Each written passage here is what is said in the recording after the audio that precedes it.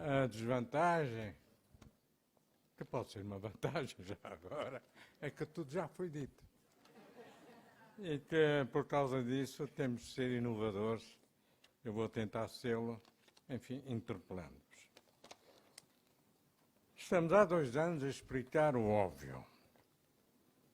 Só que ninguém quer dar, e o primeiro que o deu, e bem, o Dr. Fulmis, o nome aos bois. Mas antes disso, agradecer à Marta por me ter convidado e quero saudar aqui um colega meu, que ao fim estava um colega francês, o professor Christian Perron, que passou um pouco o que eu tenho passado.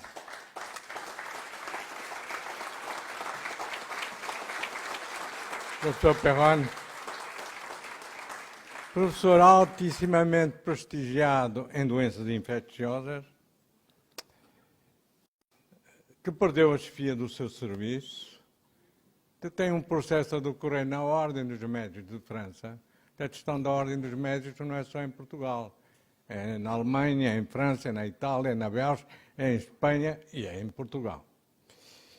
A primeira vez que eu tomei conhecimento que esta Ordem dos Médicos estava, enfim, a derrapar, e quero aqui relembrar que 1 ano antes dessa dita coisa ter surgido, eu participei num projeto da Ordem dos Médicos. Era um projeto conjunto entre a Ordem dos Médicos de Espanha e de Portugal. Tratava-se de obter, por parte da Unesco, o reconhecimento da relação médico-doente como sendo um património imaterial da humanidade. E muito bem,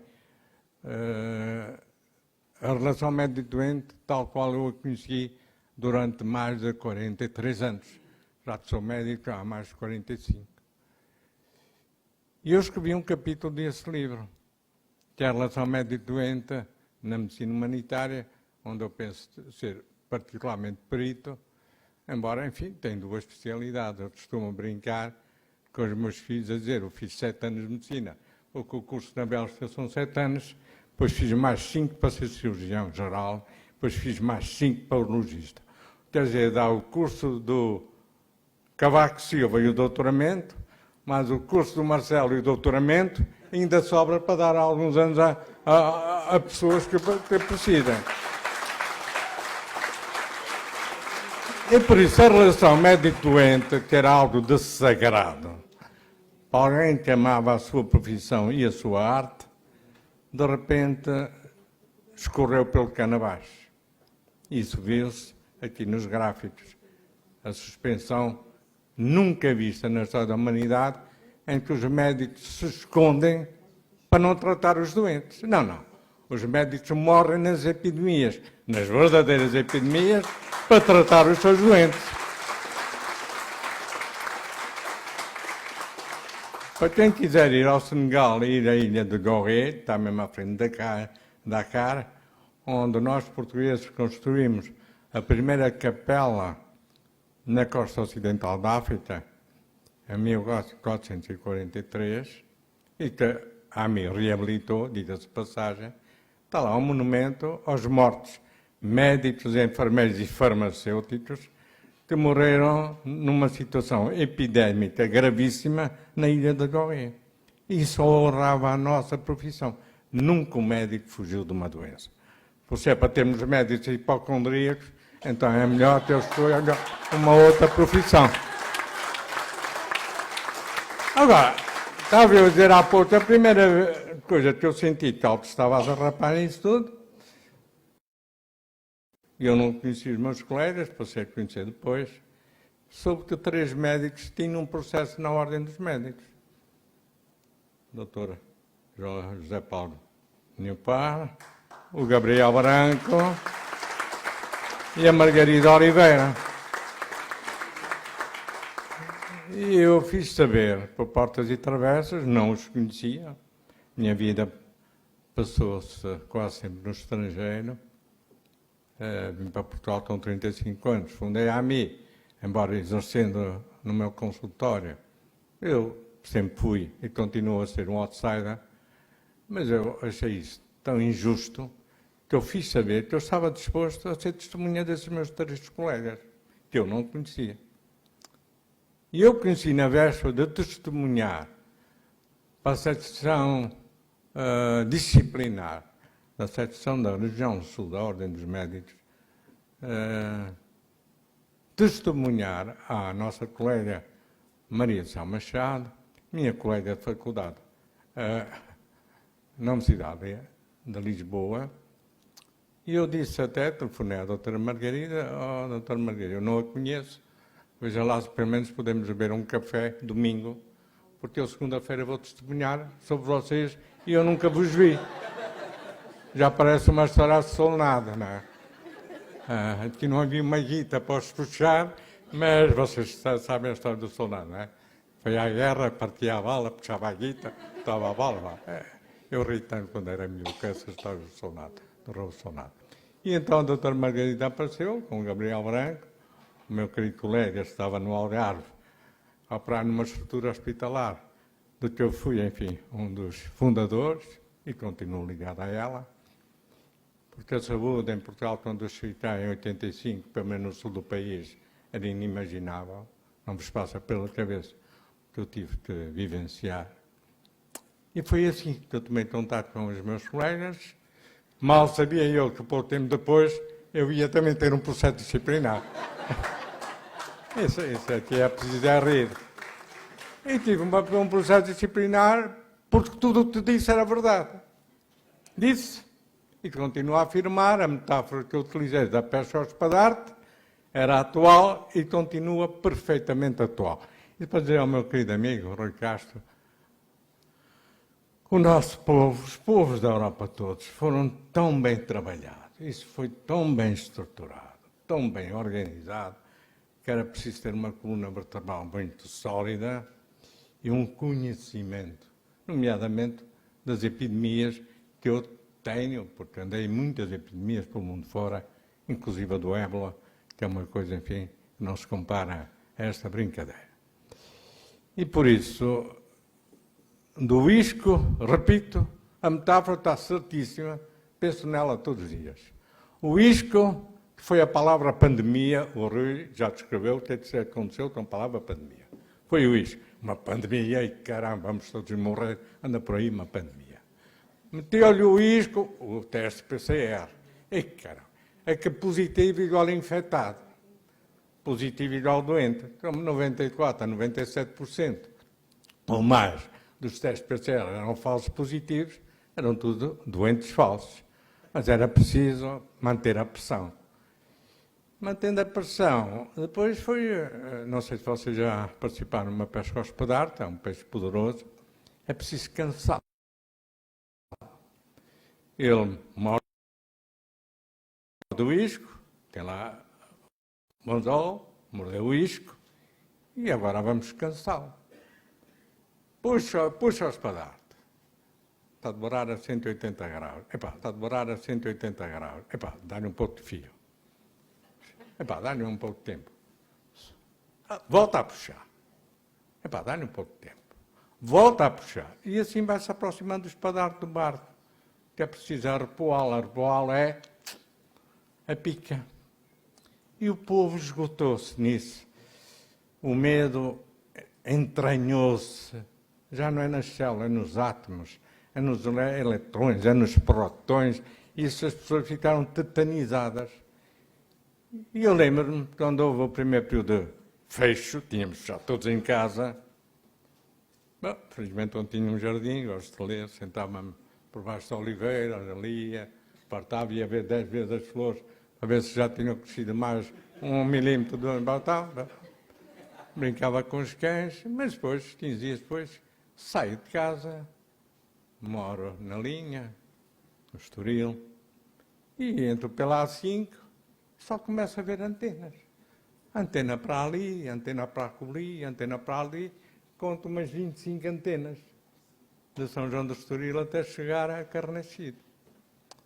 Então, numa conversa com o edil do local onde eu moro, eu digo, você não acha estranho? Enquanto nós estávamos trancados em casa com essa ordem estapafúrdia, porque todos já sabiam o que é que eu pensava disto, de repente saio de casa e só vejo antenas de 5G para aqui, 5G para ali, 5G. Então, mas eles também não estavam fechados. não me ousou responder. O facto é que, enquanto nós estávamos ali trancadinhos, infeliz aqueles que nem tinham uma varanda para olhar, enfim, para o céu, estavam a trabalhar sempre para o nosso bem. É evidente que isso que foi feito foi conduzido. Em vez de estarmos a acusar a pessoa que premiu o gatilho da pistola, vamos saber os comanditários do crime. Isso é que importa. E isso é que importa levá-los a tribunal. E, como sabem, no Nuremberg houve dois. O primeiro foram os militares e os políticos. O segundo foram os médicos e enfermeiros dos campos de concentração.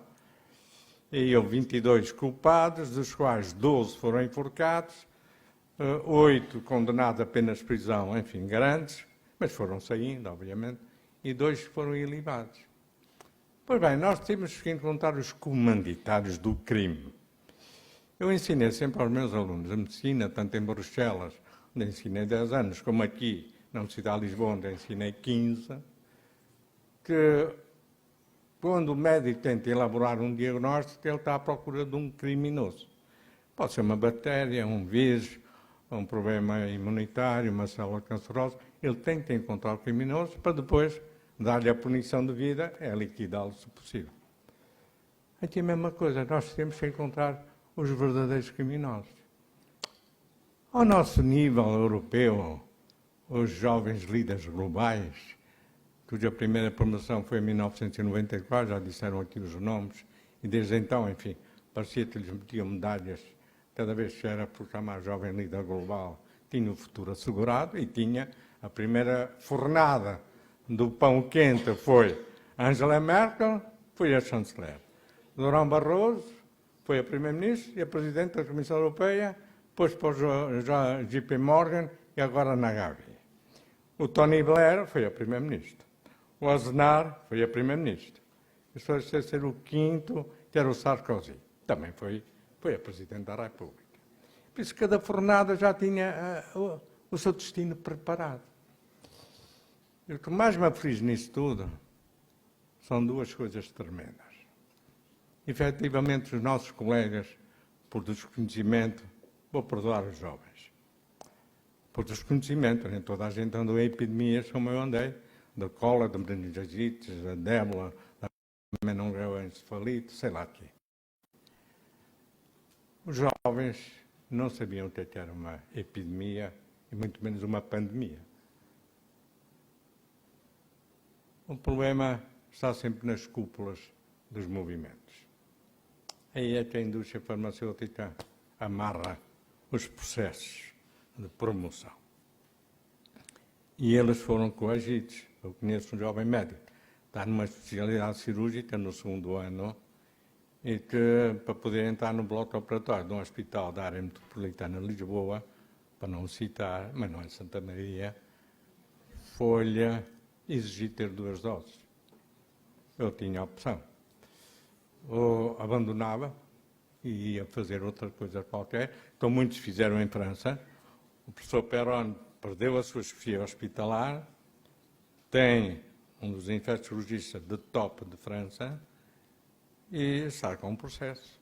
Isso é doloroso. Eu, no fim do meu percurso académico e clínico, estou a fazer 71 anos daqui a um mês, vejo-me abraços com um processo que eu também eles não ousam tirar da gaveta, está lá há um ano, ainda vai dormir uns tempos, até ao me enervar a sério. Então vamos ver o que é que vai acontecer. Então, os verdadeiros criminosos, eu conheci alguns deles. Conheci o Jorge Soros em Budapeste, quando ele estava... Porque eles são muito inteligentes. Ele estava a criar uma rede de fundações para levar a democracia ao leste europeu. E fazíamos parte, ele e outras, havia uma organização global da sociedade civil, que desde então foi sendo armadilhada também, que era a Cívicos. E um dia eu estive a falar com ele assim, lado a lado, em Budapeste, no quadro dessa reunião da Cívicos. O Jacques Attali, um senhor francês, eminência parda de vários presidentes, pelo menos dos últimos 3. Eu até cheguei a fazer parte de um grupo de de aconselhamento de uma fundação que ele tinha criado. Eles são tão inteligentes que o Jacques Attali criou essa expressão. A última fortaleza contra o apocalipse é a sociedade civil. Somos nós a sociedade civil. Para ver como é que eles sabem nos manipular muito bem. A Hillary Clinton, eu conhecia a Hillary Clinton. A Gro Brundtland, que foi a primeira-ministra da Noruega 10 anos em 3 governos, foi diretora-geral da OMS, isto está no vértice, criou o termo de sustentabilidade, que agora se aplica bem nos objetivos 15-30, já houve os 98-15, agora é os 15-30, a sustentabilidade, que tem a ver também com o ambiente, obrigatoriamente. E são pessoas que no trato já parecem alguns ditadores que eu conheci pela minha vida. O Mobutu Sese Seko, o Ayedema do Togo, o Ayatollah Khomeini do Irão. E de repente uma pessoa está a falar com essa malta e eles até parecem humanos. Mas não são humanos.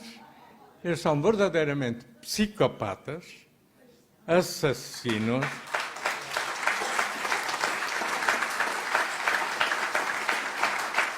Mas eles também não são a primeira linha.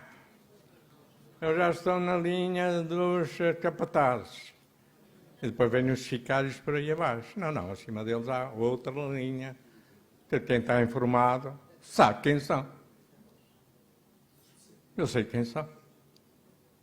É aí que é preciso julgar. Porque senão isso vai recomeçar.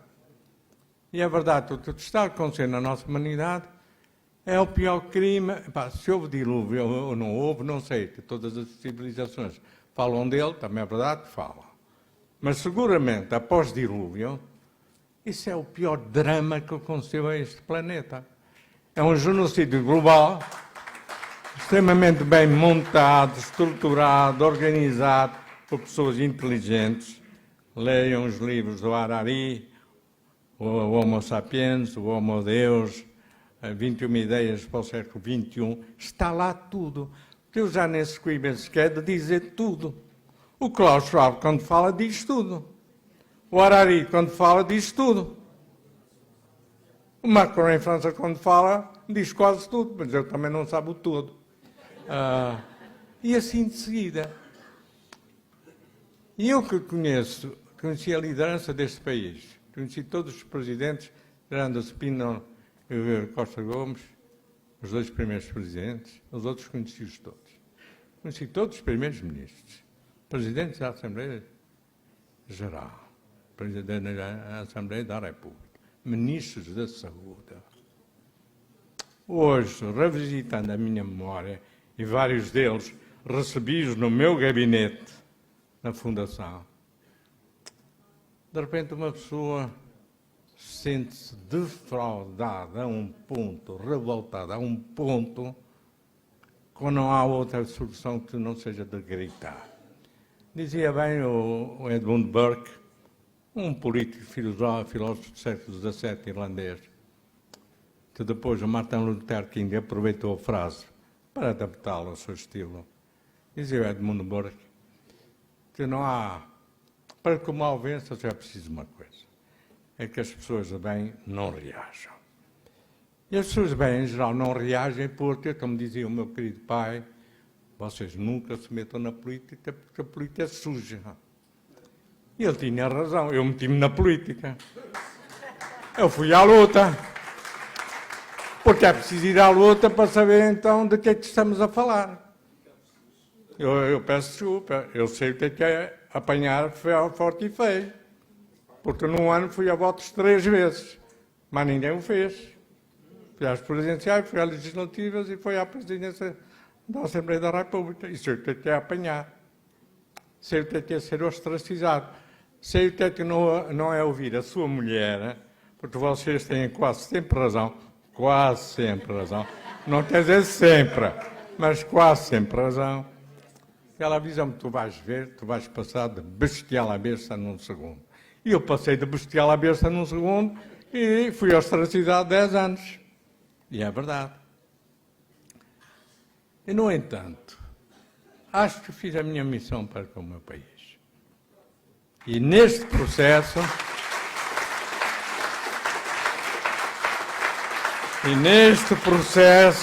eu não podia deixar de me levantar. Só tem pena não ter 2,40 m, não, tem 1,72 m. Sim, já o meu pai dizia, ele era bem alto. Tem toda a razão. Eu não podia não me levantar, porque senão eu perdia respeito por mim próprio. E de vez em quando temos que nos olhar ao espelho, nem que seja para fazer a barba. E tu isso eu prometi à minha mulher que eu amanhã tiro a barba, porque senão parece ter mais de 10 anos, como ela diz. Ela não quer ter um marido tão velho, então vou-lhe tirar a barba. Mas temos que nos olhar ao espelho, não é? E por eu ter o currículo académico que tive, por ter o currículo de cidadania que tive, por ter tido o currículo político que eu tive, e por ter o currículo de cidadão global que eu tive, e que tenho, eu só tinha uma solução. Se eu queria continuar a ser eu próprio e não ter vergonha de mim próprio, e não ter vergonha do médico que eu fui e que sou, independentemente do que me caísse em cima. E por isso, nós estamos numa luta, mas agora vamos acabar de estar a demonstrar sempre, permanentemente, o que todos nós já sabemos. Epá, eles até apreciam isso. Agora, vamos continuar a chover no molhado, mais 2 anos, a demonstrar que o RT-PCR é falso, a demonstrar que a pandemia é falsa, a demonstrar que o remdesivir é mortal, a demonstrar que a ivermectina, ainda hoje, estava eu aqui, minha amiga Rita está para ali, ela viu as mensagens que eu recebi, vou sair daqui a correr para ir ter com alguém que não é do governo, mas é uma figura pública nacional, amanhã vai para a Alemanha, não está bem, já o tratei uma vez, e até levar o medicamento, o remdesivir e a azitromicina, que eu tenho sempre de reserva em casa, para quem tiver necessidade. E por isso, toda a gente sabe até onde é que isso se compra, as farmácias que vendem. Eu prescrevi sempre, aí nunca me aborreceram. Embora vieram logo dizer que eu estava a receitar medicamentos para os cavalos e para os bois. Epá, a ignorância, eu já sabia que a ignorância era atrevida. Mas a esse ponto, sinceramente, pouca sorte que eles tiveram. Que eu fui um dos 10 peritos europeus que acompanhou uma doença que se chama oncocercose, a cegueira dos rios, e eu sei para que servia a ivermectina. A ivermectina, evidentemente, nós médicos sabemos como de um cão que é operado, pode-se lhe dar a azitromicina, a penicilina, enfim, o clamar, enfim, todos os antibióticos e mais alguns. Obviamente a ivermectina também serve, mas a ivermectina foi premiada. Quem as descobriu, quem as dinamizou, não foi para tratar cavalos nem bois. A oncocercose é uma doença que afeta dezenas de milhões de pessoas no continente africano, na Ásia Meridional e na América Latina, Sul e Centro. Por isso é uma doença humana. Acontece a ivermectina para isto, até prova em contrário, arranjámos melhor, foi que melhor resultou e eu comprovei em mim. Portanto, mandaram para casa com paracetamol, eu lembro de ter dito ao meu colega, pá, vai-me desculpar, porque você para o meu assistente não serve. E por isso, eu vou para casa, não tomo o paracetamol, eu tenho lá tudo e eu vou-me tratar. Também não gostaram de ouvir, por disse isso perante a Assembleia da República. E por isso, para dizer o quê? Tudo está demonstrado, meus amigos. Está tudo demonstrado. É um projeto genocidário global que estava escrito nas pedras da Geórgia, que implodiram agora, não sabem quem é que as mandou implodir. Está escrito no livro do Great Reset, do psicopata Klaus Schwab. Está escrito no relatório da Fundação Rockefeller de 1910. A primeira reunião no quadro das Nações Unidas deu-se no Cairo em 1954. Nos anos 60 encontraram-se na Malásia. Isso é um processo que foi sendo preparado até ao ponto de se ter as ferramentas tecnológicas e a inteligência artificial da qual eles querem servir em detrimento, enfim, desses desses inúteis, somos nós, essas baratas, essas pulgas, essa coisa displicente somos nós, e por isso, isso foi sendo preparado. Eu só remato aqui, e é com isso que eu consolido a minha vontade, a minha fé e a minha força. Eu sou amicíssimo de uma senhora, obviamente não direi o nome, mas a Sua Alteza Imperial Arquiduquesa, 4 vezes princesa, enfim, neta do último imperador austro-húngaro, neta via paterna. E ela, quando isso começou, só me enviou umas palavrinhas e disse: meu querido amigo, isso foi muito bem estruturado e muito bem organizado há muito tempo. E depois mandou uma mensagem depois dizer: mas isso não tem nem razão humana nem divina, e por isso não tem razão de ser. E por isso o nosso trabalho agora, é aí que eu viro-me para a lei, nós temos que os levar a tribunal, e espero que para alguns deles, eu quando era miúdo gostava de andar no baloiço, você também não andava no baloiço. Bom, um baloiço é preciso cordas, não é?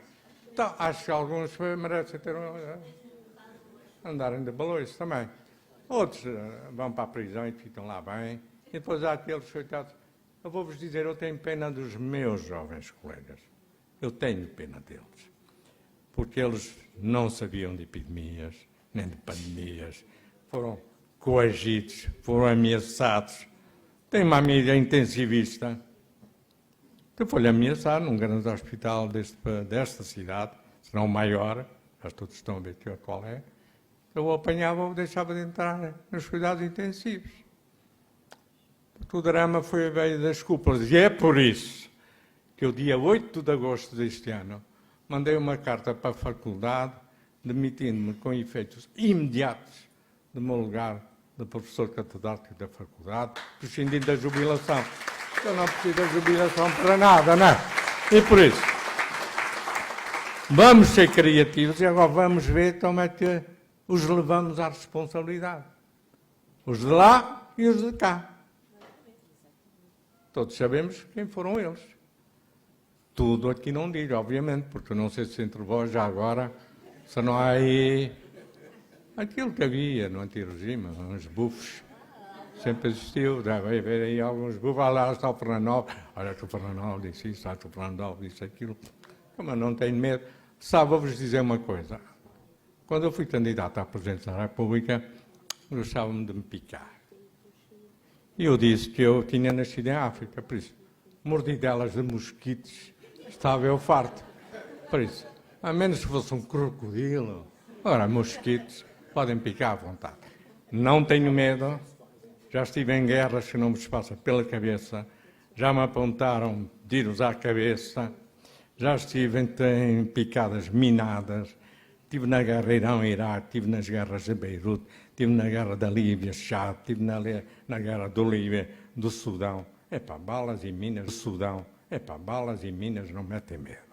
Por isso ninguém, todos vamos morrer, eu sei também vou morrer. E vamos para melhor, espero eu. Mas antes de partirmos, vamos deixar isto arrumado. Que eles não vão vencer. Não vão vencer. Dr. Fulmich, é preciso condená-los. Doa por onde é.